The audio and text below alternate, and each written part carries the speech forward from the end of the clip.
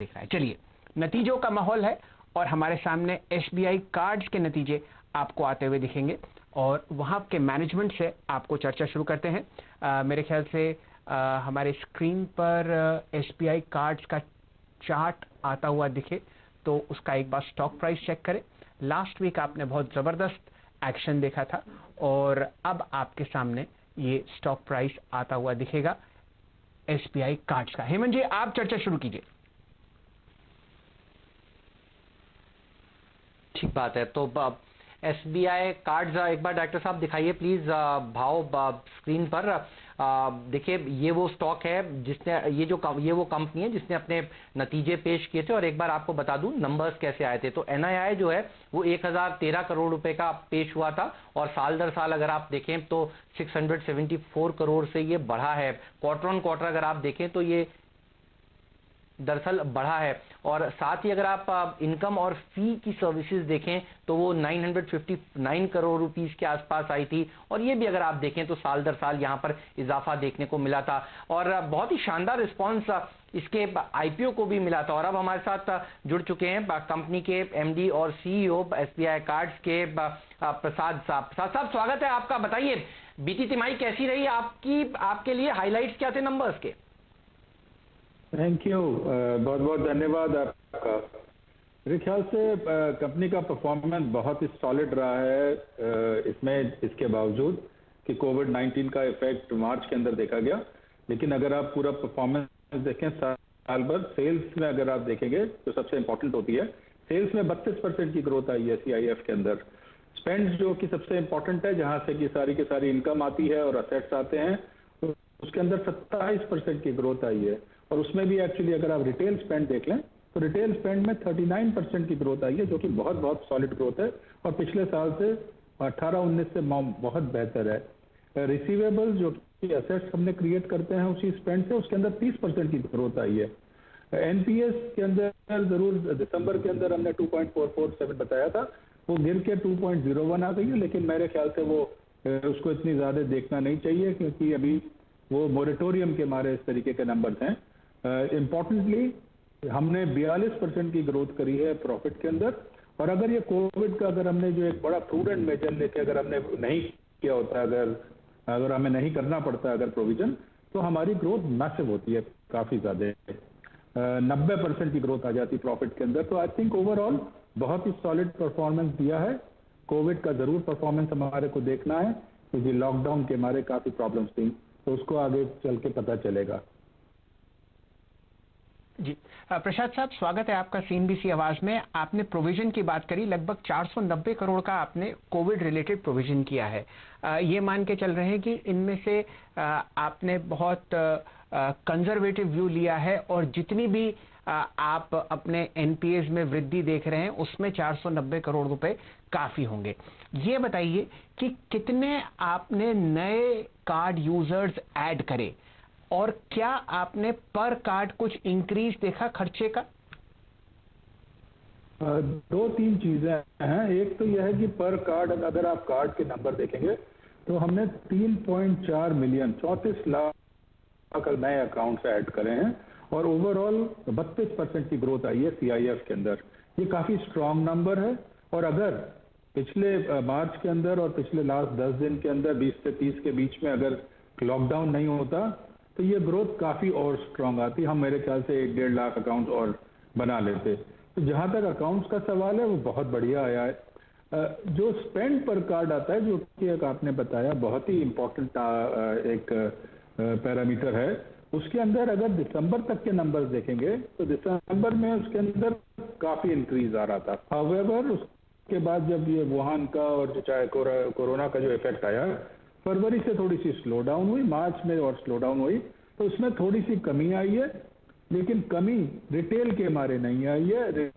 ये कमी जो हमारी आई है स्पेंड्स पर कार्ड के अंदर, ये कॉर्पोरेट की कमी आई है और कॉर्पोरेट के अंदर थोड़े से हमने कुछ स्टेप्स ऐसे लिए थे जिसके मारे कुछ हमने पुल बैक करा था इकोनॉमी को देखते हुए और उसके हिसाब से थोड़ा सा उसके अंदर कमी आई है।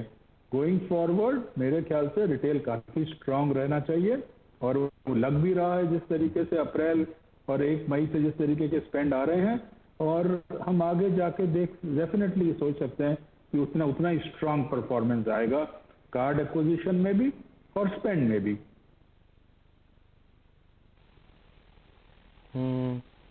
तो सर इस समय आप लोग क्या रणनीति बना रहे हैं, कैसे सेल्स हो रही है? जो टफ टाइम है इस समय आप लोगों की कंपनी ने क्या नई स्ट्रैटेजी बनाई है ताकि लोग आपके कार्ड को इस्तेमाल करें? मैं कुछ रिपोर्ट्स पढ़ रहा था और देख रहा था कि कई कार्ड कंपनियों ने कॉशियस होकर थोड़ी सी जो लिमिट्स हैं वो कम की हैं। आपने क्या किया, बताइए, अपनी एक्सपीरियंस प्लीज शेयर करिए। देखिए, सबसे इम्पोर्टेंट है लॉकडाउन के मारे दो चीजें तो बहुत ज्यादा इफेक्ट हो गई थी। एक तो था कि नई सोर्सिंग नहीं हो पा रही थी जो कि फीट ऑन स्ट्रीट वाली है। दूसरी जो कलेक्शन, जो फील्ड वो कलेक्शन होता है उसके अंदर भी काफी ज्यादा प्रॉब्लम आई थी। लेकिन पिछले 2-3 साल के अंदर हमने इतना इन्वेस्टमेंट करा था आईटी के अंदर, और जो हमारा इंफ्रास्ट्रक्चर था वो इतना ज्यादा तैयार था कि जिस दिन से लॉकडाउन अनाउंस हुआ उसके 2-3 दिन से we were back on rail और हमारा बिजनेस वापस स्टार्ट हो गया। क्या वो टेली कॉलिंग था, क्या वो सर्विसिंग था, कलेक्शन कॉलिंग था, सर्विसिंग ऑफ अकाउंट्स, इसका मतलब नए अकाउंट्स के लिए था। तो ओवरऑल हमने 27,000 अकाउंट कर दिए। वैसे हम 10,000 अकाउंट पर डे करते हैं, उसके बावजूद लॉकडाउन के हमने नए कार्ड इशू कर दिए 27%। ये सारे कार्ड अगर एंड्रॉयड फोन पर थे तो हमने उनको कार्ड भी भेज दिया, ई कार्ड भेज दिया। तो बिजनेस तो वहां से शुरू हो गई है और 1 मई से हम देख रहे हैं ऑलमोस्ट 14 से 15,000 इंक्वायरीज एवरी डे हो रही हैं। ये बहुत अच्छा साइन है। और जहां तक स्पेंड का सवाल है, स्पेंड भी 60% आ गए हैं जो कि रेगुलर स्पेंड के थे। तो हम अराउंड 300 करोड़ का स्पेंड करते थे, हम ऑलमोस्ट अबाउट 180 करोड़ के स्पेंड पे आए। जो चेंजेस देख रहे हैं स्पेंड के अंदर वो काफी डिफरेंट है। जब लॉकडाउन हो गया था तो पॉस्ट ट्रांजेक्शन काफी कम हो गए थे, उसके बाद ऑनलाइन ट्रांजैक्शन बहुत बढ़ गए। कुछ कैटेगरीज हैं जैसे कि ग्रोसरी होती है, यूटिलिटीज हैं, ऑनलाइन एजुकेशन है, डायरेक्ट मार्केटिंग जिसके अंदर इंश्योरेंस वगैरह आता है, ये बहुत स्ट्रांग हो गया है। और इतना ज्यादा हो गया है कि उसका जो ऑनलाइन स्पेंड था वो अराउंड 44% से बढ़ के ऑलमोस्ट 55% पर आ गया। ये एक हमारे को लगता है कि ये ड्राइवर ऑफ ग्रोथ होगा।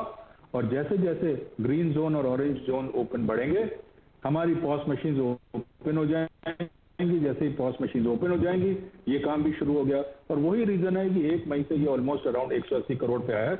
मेरे ख्याल से, मैं भी, आप अभी कई रिपोर्ट्स की बात कर रहे थे, मैंने कल एक रिपोर्ट पढ़ी थी, उसमें जब युआन में डिस्नी ओपन करा गया तो पहले दिन में सारा कंप्लीटली उसका रिजर्वेशन हो गया। मैं समझता हूँ जैसे ही ओपन अप होगी इकोनॉमी, लोग काफी वापस जाएंगे और मैं ज्यादा उम्मीद की जो कैश वो कार्ड पर आएंगे, वो बड़ा जरूरी चीज है। जी प्रसाद साहब, आपसे आखिरी प्रश्न है। आपका आईपीओ बहुत ही बहुचर्चित था, बहुत लोगों ने लोन्स लेकर पैसे उठाए और आईपीओ में पैसे लगाए, जबरदस्त ओवर सब्सक्रिप्शन आया, हर तरीके का फॉरेन फंड, एचएनआई, बड़ा निवेशक, छोटा निवेशक, उसने अपने पैसे लगाए। आईपीओ प्राइस था लगभग 750 रुपए, स्टॉक ट्रेड कर रहा है 550 रुपए।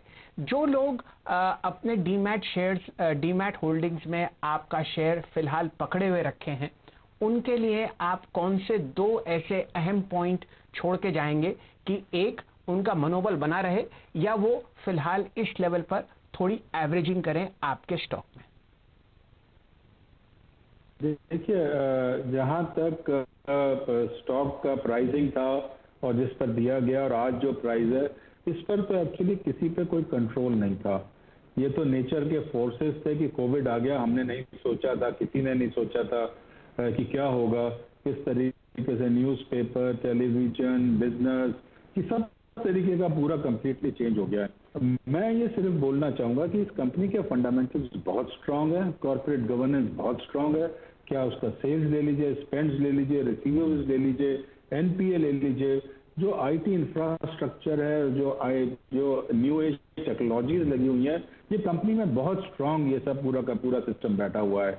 ये तो सिर्फ मैटर ऑफ टाइम है, जैसे ही इकोनॉमी ओपन होगी हम we should be back in business और हम वापस उसी परफॉर्मेंस से और उसी रिबाउंड से काम करेंगे।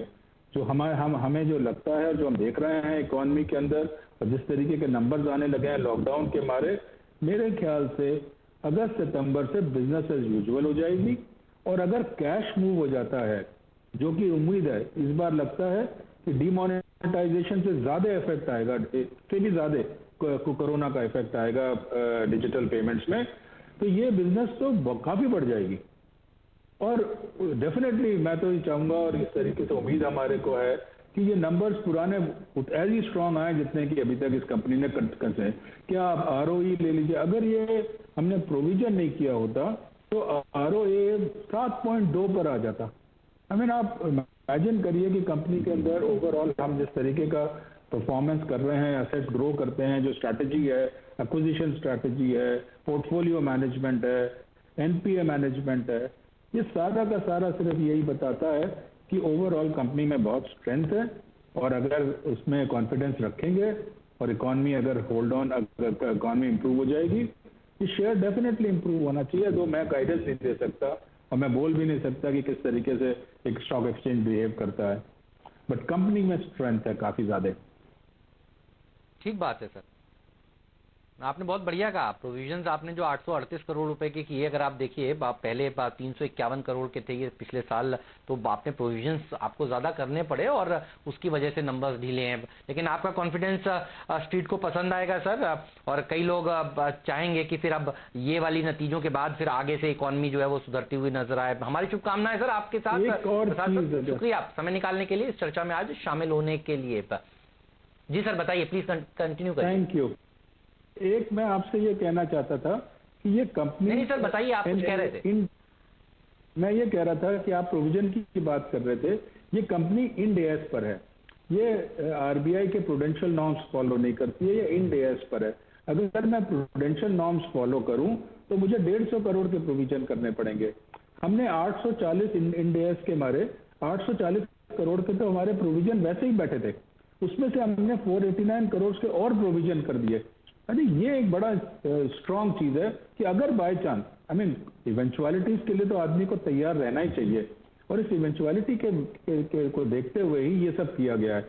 अगर नहीं होगा, पोजीशन इंप्रूव हो गई, तो आप सोचिए नेक्स्ट ईयर का कितना सॉलिड रिबाउंड आएगा।